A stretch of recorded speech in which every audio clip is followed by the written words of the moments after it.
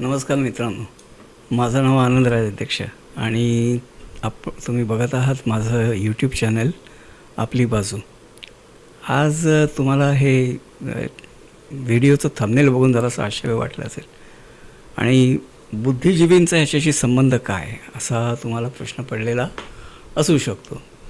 मजेदार गोष्ट काय आहे ना, ते संस्कृत सुभाषित जे आहे ते काय की कोन याती वशम लोके मुखम पिंडेन पूरिता.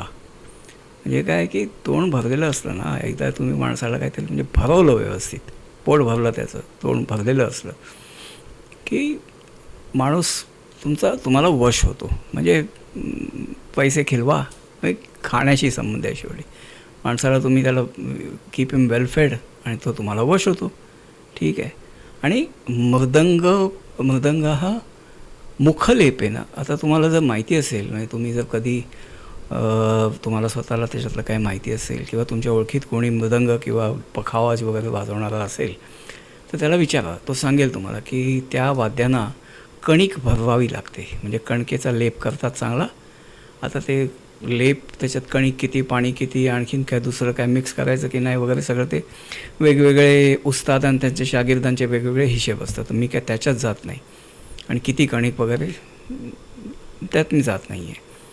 पण कणिक भरवावी लागते त्याला, मगच तो व्यवस्थित बोलतो. ठीक आहे. आवाज त्याचा म्हणजे सूर लागतो, त्याचा सुरात ऐकू येतो.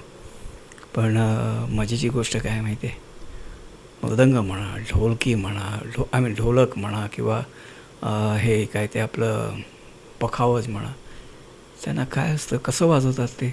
हे बघा, असं दोन्ही बाजूंनी तुम्ही ते बघितलं असेल ना, त्या चित्रातही बघितलं असेल की माणूस दोन्ही बाजूंनी त्याला थप्पड मारतो आहे. पण थप्पड खाऊनसुद्धा तोंड भरलेलं असतं ना की तो मृदंग कसा कधी मधुर बोलतो. आपल्या बुद्धिजीवींचं काय वेगळं आहे का सांगा बरं.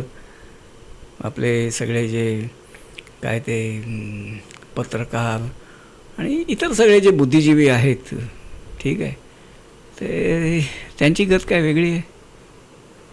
गोड बोलतात ना, थप्पड खाऊनसुद्धा बोलतात, गोडच बोलतात ना.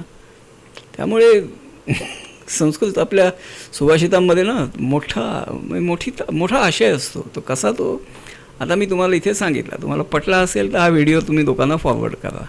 हां, ठीक आहे. चला येतो मी, भेटू आपण. येत राहा चॅनलवर. आपली काळजी घ्या. ठीक आहे. जय श्रीराम.